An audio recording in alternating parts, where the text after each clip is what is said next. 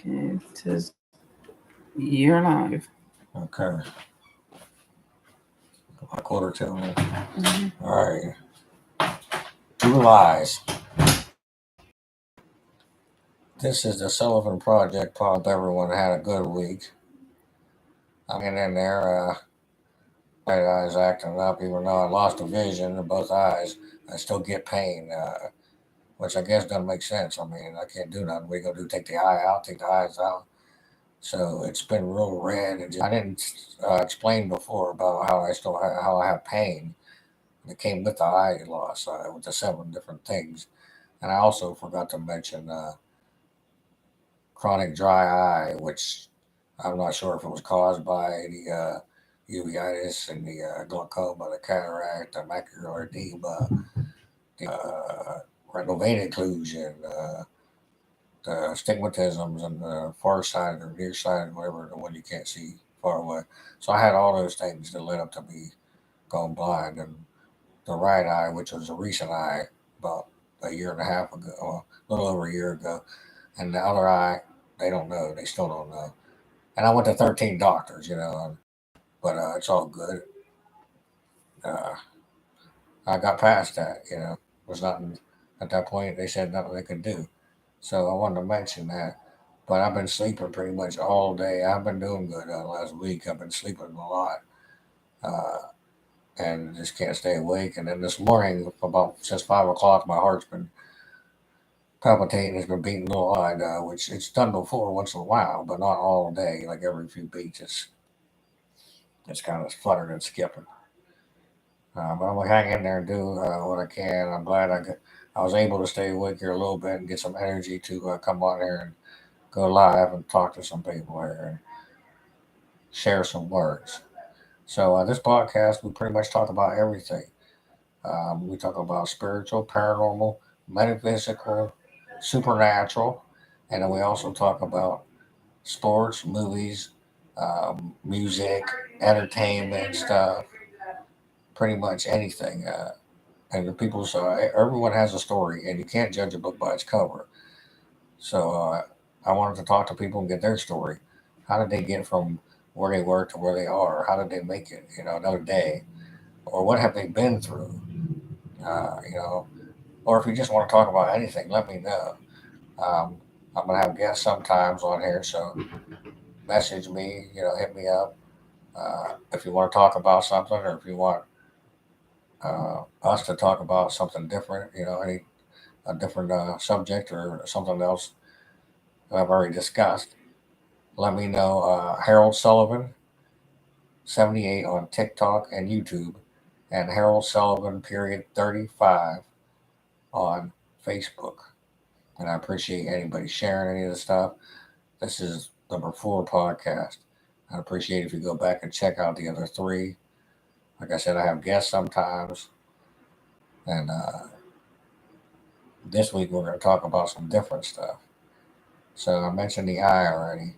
I'm going to mention a couple more hospital things when I was younger. Uh, when I went in for the surgeries, and if you go back and listen to some of the other podcasts, I'll mention things that I went through when I was younger. I'm 43 now. When I had surgeries when I was under the age of 10, probably 8 or 9, one of the surgeries I went into, they had me on steroids. And my muscles, my arms, they looked real good and everything. My body, like, was healing good, but they can only keep you on those for a little bit of time, especially with my autoimmune disease. So I was all messed up. I remember I couldn't even write, right? And at one point, I had a tablet with a paper and pencil, and that's how I had to talk to my mom when she came to saw me. And I wrote "I love you" on it, real big, like that was the only thing I could say. And I remember I wrote that. I was so groggy. And another time I was so messed up, which this is an embarrassing story here, but I was so messed up, right, from the steroids or whatever they had me on, that after I had neck surgery, which again I talk about that in a different podcast, go check it out. But the neck surgery, before that I couldn't move my head. I guess I had never seen down below, so I thought that they cut me open and left something hanging out. So and it's funny the way it happened. I don't want to get too, you know, case kids listen to the podcast, but you get the idea. And I don't know why I thought neck surgery had anything. I just was messed up from the medication or whatever, and I was panicking and flipping. And my mom had to explain to me, no, that's your body parts. But I was just, I was a kid, and I had never seen, I guess, down there. And I had neck surgery, and the first time I saw, I thought that they cut something, left something hanging out. It was, I don't know, it's weird. But let me move past that, and that's another funny story, embarrassing. But you know what? Since I lost my sight, I got nothing to hide, and I just want to share everything, be an open book, and help other people too with what they've been through. Come on and talk about stuff. You know, heal, help people heal. It's all about healing it, love, and grow. So I got a couple more names of people that have passed away. Uh, I've been close. There's close to 30 people or more that I've known. They're just people who stood out. I'm trying to remember names that I'll say sometimes out of respect. Angel list, I call it. So I talked about my cousin Sam in one of the last episodes, and I didn't mention that he had said his father had passed away. So that's somebody else now. And then his name was Sam also. So Uncle Sam, I guess they call it Uncle Sam. My my stepdad by marriage, his sister's husband. But I don't do that by marriage thing or half sister or you know what I mean or this and that. You're just your family, you know what I mean. So besides, and then someone that I didn't know personally, but um, when I had my own apartment, I was going through stuff, and I used to listen to YouTube and that. Back when it got real hot, there was a girl named Christina Grimmie who used to sing. She was kind of young, probably late teens, and she actually had a keyboard and sounded, oh my gosh, she would make me cry every time, literally. That was one of the times I only remember having real joy before I got saved after I lost my eyesight. It was just when I would hear her sing, I would just cry in bliss, not a bad cry.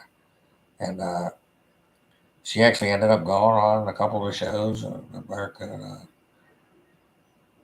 was X Factor or a few of them. And she was like 20 in her early 20s and became famous, went to Hollywood, right? And she got shot. She got killed by a fan outside a nightclub, is what I, and it's sad. She was only like 22, 23, maybe not even that, or somewhere around there. So Christina Grimmie. And anybody check her out. If you can, look it up. Anything you can on Christina Grimmie. She has her own music, and then she did a lot of covers before that. And she could sing. I mean, she could do Whitney and Christina like better than them. That was when she was doing covers, but every cover she did, I liked the song more than the originals. So, amen to her and Sam and everyone else who's moved on to the other vibrational level. Because we're all energies, vibrations, and frequencies. That's everything. So, and then I'm going to get into some catfish stories. True catfish, too real for TV. And again, if you have any catfish stories you want to let me know, I can get them out for you. I'll tell them online. I'll tell them on live here on the air or whatever online. Or you can come on and talk about confess and stuff yourself. If you've done any catfishing, which I have, and I'll confess, I've been through that. I was online for over 25 years before I lost my sight, and I used to do dating websites and all that to try to find people. And then I was, got into catfishing and being catfished online because it seemed like it was like what people did for a long time before there was even the word. That's just a recent term, even though that show's been on, which I don't want to mention, but for like 10 years now. But I know how things work online. I know so much, and I even contacted them recently, and I don't know if they write back everybody or whatever, but I figured, hey, I'll do it on my own. So if you have stories, catfish stories, or you know some from someone that are interesting, like stuff they wouldn't put on TV, you know, let me know.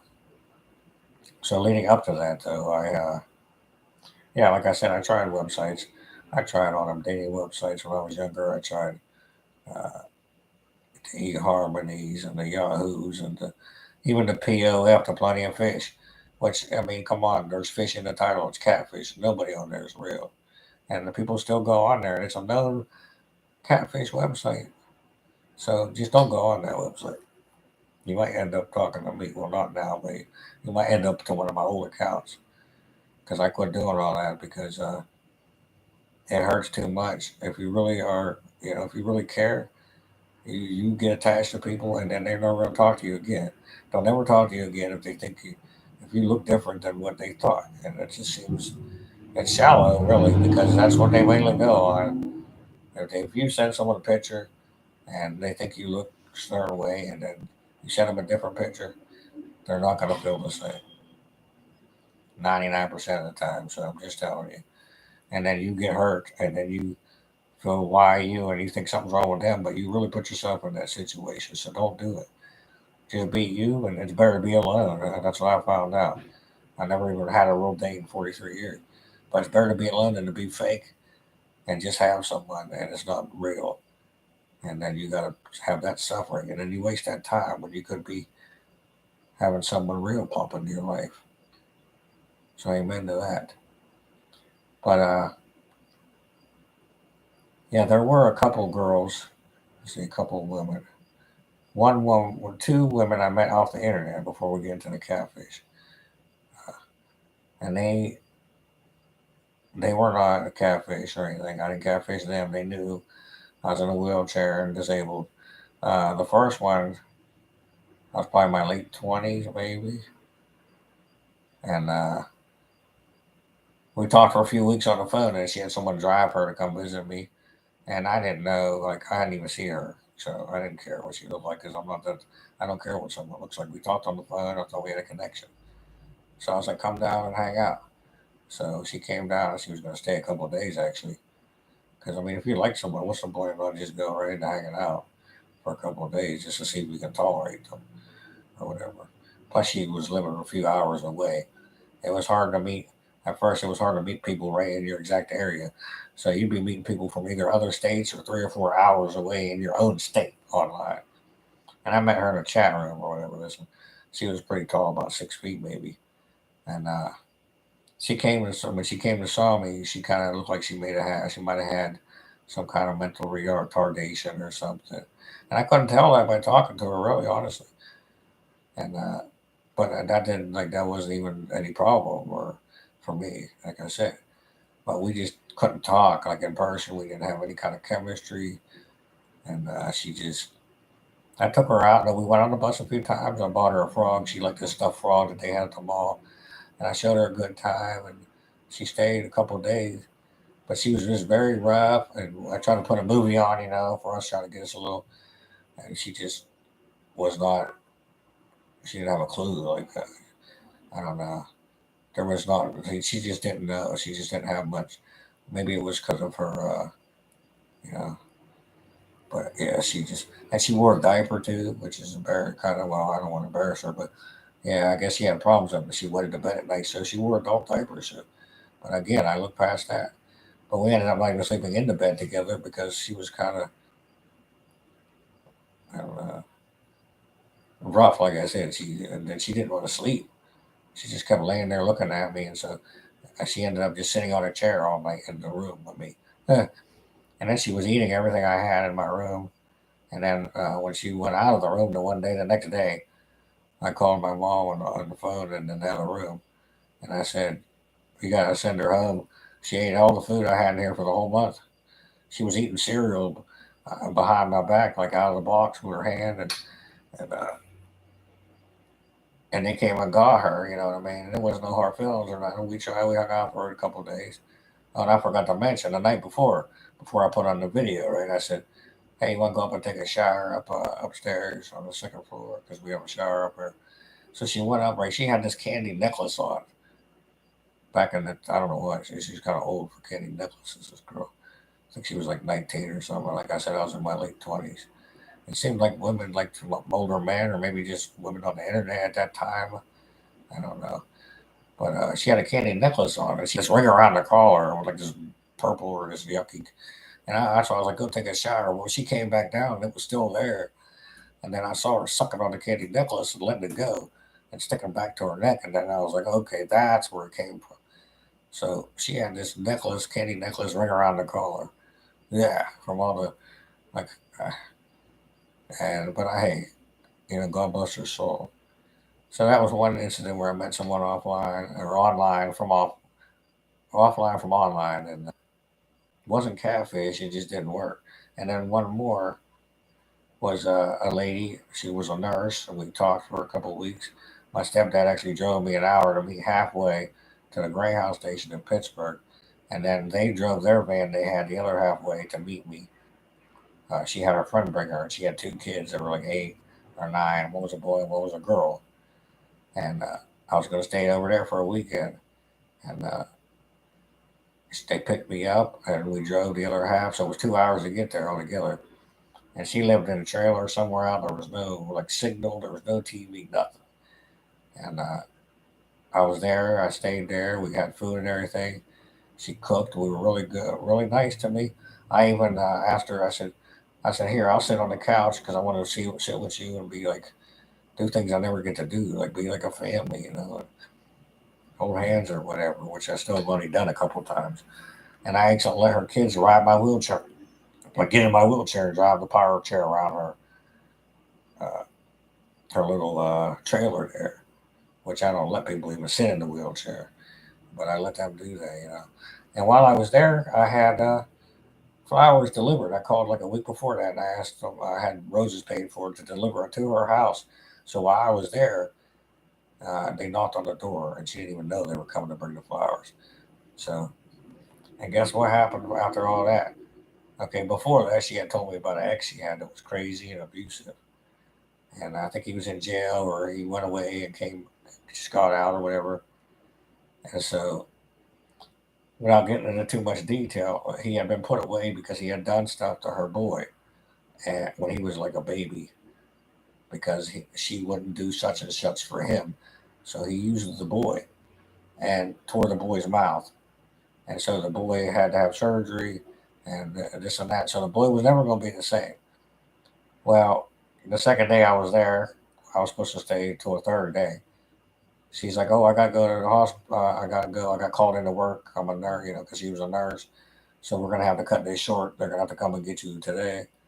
So I go home the night early, and then the next day she emails me and says that she's going back to her ex. So that guy, yeah. These are just little. I'm not saying catfish is right and all that, but these are just a little couple things I've been through, just being me. You know what I mean? And this was before. Well, this was in between catfishing and whatnot. So I'm going to tell you some catfishing stories here. Uh, hey Google, what time is it? It's 4:31. Okay. Yeah, we got good time. Hopefully that don't mess up anybody's thing or my thing. But so some catfishing that I personally been involved in. And one of the very first times I was even online in the chat rooms, this was probably like Yahoo chat, they had Excite. And this was back when the microphones first came out. Some people didn't have microphones. Or some people had external microphones. Some people didn't have webcams. Or they had external webcams. You either had to have an external webcam or a laptop with one in it. Most people had desktops that didn't have a camera. So, but I even stayed up. I would stay up all night a few times, like at first, just because it was so cool to talk to people from other countries and and just other states. And you could never do that before, and just meet random people. But I was about when I was 19, and this girl was supposed to be 16 right, at the time. And I remember I was in the chat room, and I think I gave her my number because she called me from a payphone or some other phone, like once or twice, random numbers. And we only talked for a brief second or two, right? And then after that, we started talking. She gave me her regular number, and we called back and forth, and we talked for a couple months every day for hours and hours. And we just talked. It wasn't, it was just talking. And back then, on the house phones, you could pick up and listen to everybody's conversations in all the rooms. So it's not there was no privacy. So everybody knew anyway. And plus, I didn't know. I wasn't into stuff, and I wasn't bad or any of that back then. So I learned a lot from the internet. Actually, eh, most of the stuff I learned was from the internet from age 19 and on. But yeah, we talked, and I even sent her a video of me playing hockey and one of my hockey jerseys, which is too small, for her or anybody to fit unless they're so pounds. Because I'm 75 and 75 pounds, a little over 4 feet. But so her mom came and brought her right a couple months later, and which was the first bad sign. But again, she was supposed to be 16, so not a lot of 16-year-olds drive or have vehicles, and still don't. But they brought her, and she gave me this teddy bear with glitter on it, and smelled so good and all that. And I had only seen one little picture of her, and she didn't see me and didn't ask, but I told her I was in a wheelchair and all that, and it didn't bother her. It didn't seem. But there was these cameras that came out that was had these little strips that would come out back then. It was almost like them booths that you would go in, you'd pay a quarter or 50 cents, and it would give you a strip of different. You could do different face expressions. But she had just sent one and like ripped it off and like scanned it in the scanner and emailed it, because that's how you had to send pictures back then. If you didn't have a webcam, you would scan a picture and to the computer and email it. And I couldn't tell much by her face. And here when she came, her mom was talking to my mom and probably my stepdad and whatnot out in the other room, and then they came in and saw me, and end up she's only 13, and I'm like, oh wow.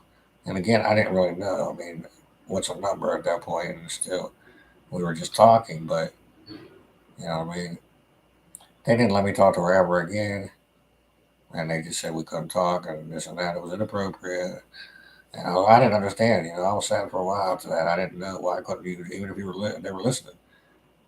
Why couldn't we talk until she got older, and then she already knew me. I don't know, but maybe there was too much of a difference there, to 6 years. But that's you live and learn. You know what I mean? And then see here. After that, let's see. Let me do the two shorter ones and the longer one. There was a woman who came and saw me, and she drove about 3 hours to see me, and came down, and I hadn't seen her before that, and she knew I was in a wheelchair and everything, so I didn't catfish her. But she came down. She probably weighed about 400 pounds or so. She walked in the door. She's like, "Are you Harold?" I said, "Yeah." And she said, "Oh, I'm going to go to the store. I'll be right back." And I'm like, thinking, "What do you mean? You don't even know where any stores are from?" And she left and didn't come back. And then a couple of days later, her husband called me, some guy. He's like, my wife, such and such. And he's like, I said, we didn't do nothing. I said, she just came for a second here. She came and turned around and left. I didn't know she's married or whatever. And he's like, well, she's in another state, Illinois or someplace. She's with someone else. And so she catfished me, apparently. And then I had another incident close to that. I was talking to a woman. I was 22 and she was actually 32, so she was way older. Uh, and I sent her a picture off the internet, somebody like Justin Timberlake looking person, right? And we talked for a little bit, and then she's okay. I came clean. I told her, I said, no, that's not really me, because I started to really like her, and then I really say, just saying like she ain't gonna ever be able to come and see me, and I don't want to lie to her.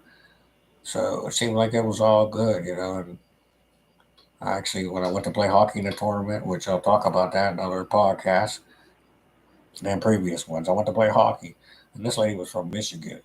She actually drove down like 8 hours the night I came back from hockey and met me, stayed a weekend with me, drove me around in her car, and we went and got food, and she cooked for me. It was just nice, treated me so nice. And then she did that about a month or so later. It came down again, but she was acting kind of funny that time.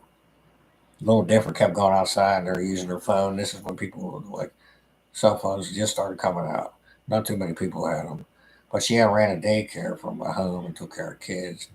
And I knew she had two kids, but she ended up being married and apparently sleeping in the bed every night. But with a guy, but yeah, we were talking all day and all night. I don't know how, even on the phone. and how, and then she had 2 kids, like I said, and then I come to find out she was going to meet a guy from Canada, and she bought him a plane ticket or something. There was just a bunch of mess, but that happened too, also after that. So yeah, that was hurtful too. I mean, I liked her, and she treated me so well. I was like, wow, I found someone. And then another one, which this is very deep emotional messed up. I met a girl, and she told me she was 18 at the time. And again, I was in my 20s, maybe late 20s.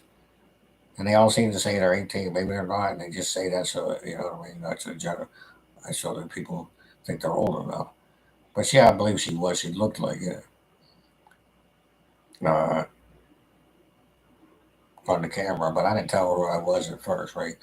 And she didn't ask to see me. I sent her a picture of somebody, but she would get cam for me all the time. She had glasses. She was nice, a little thickness to her, short hair, brunette, pretty blue eyes, or you know, greenish. But she had all these scars all over her legs, like 250 some scars. She's told me, and I saw them. That she would just cut herself when she had problems. And that hurt me. That was terrible. But then she had all these other stories about how she would go meet guys and just have sex. And it started when she was young. And sometimes she would lie all the time and say she was 18. And they couldn't tell her. They just didn't want to know. And she would meet groups of them sometimes. This was very destructive, mean, like bad stuff. And we talked all the time. But her phone we always got disconnected. Sometimes it would be like every 2 seconds. Sometimes I wouldn't hear from her for days. And then she had this excuse to where she literally said she was dying and she was on a heart transplant list waiting for a heart at age 18. So she was always in the hospital. That was an excuse. You know what I mean? And then I got to the point where I was like, okay, we'll get on webcam and show me some papers from the hospital. You know?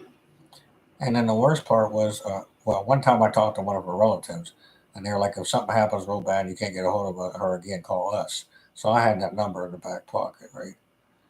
That happened. Uh, so one time she called me up, and I can hear her. She's all crying and upset, walking. I can hear her car horns. It sounds like she's in traffic, walking. And it's at nighttime. It's dark, and it's like she's walking in traffic, walking right in oncoming traffic. And she hangs up, and then I get a text saying she had a heart attack. And I'm like, what can I? What? I'm in a different state. What am I going to do? She's like in some other state up north somewhere.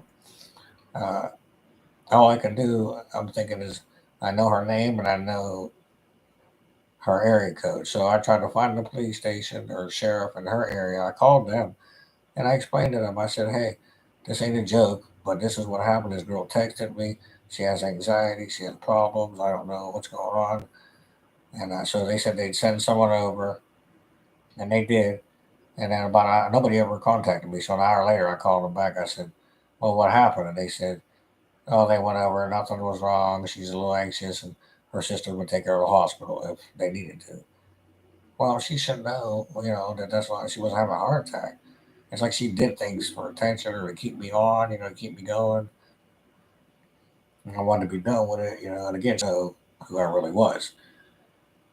So after that, I contacted one of her relatives, and they told me that she made up stuff and she had this history of lying and doing all these other mental things. And she had told me a lot of bad stuff about them too in the past. So I don't know if that was a cover for them, or if she really had these problems.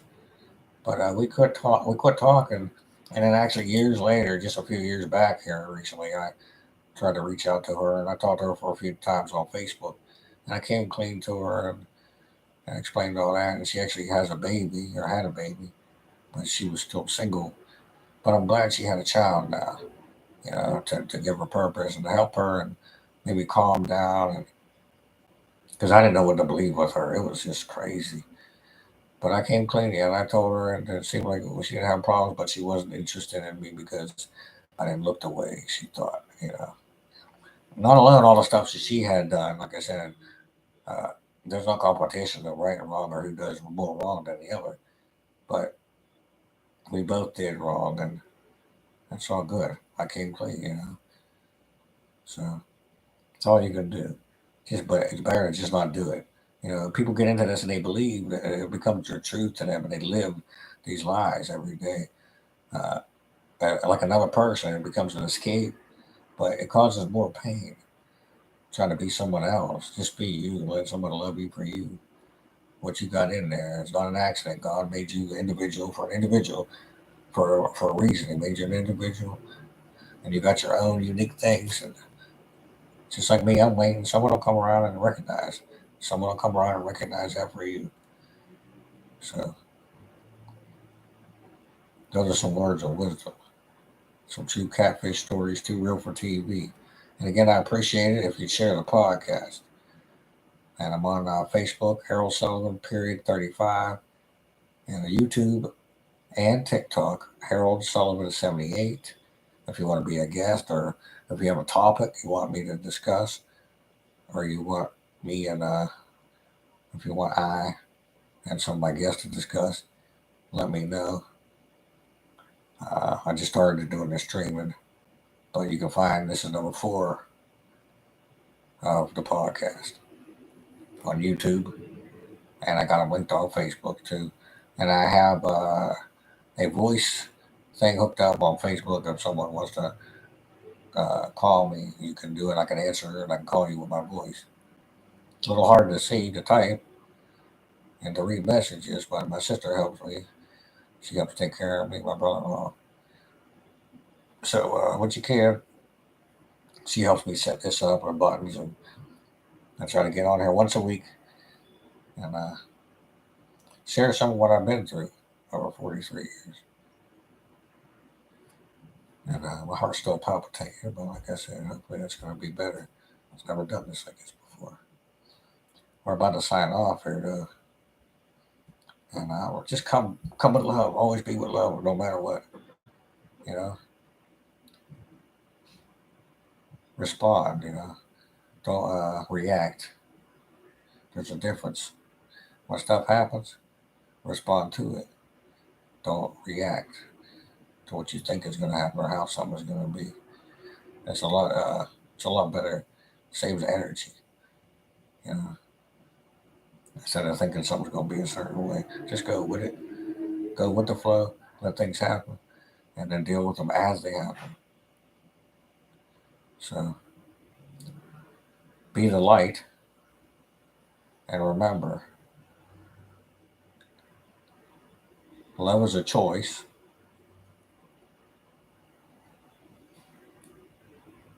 and so is to hate.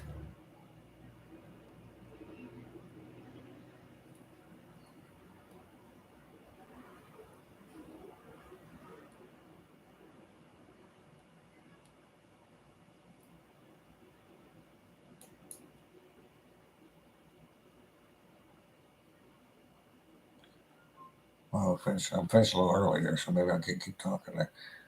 So my sister comes down here, get some more.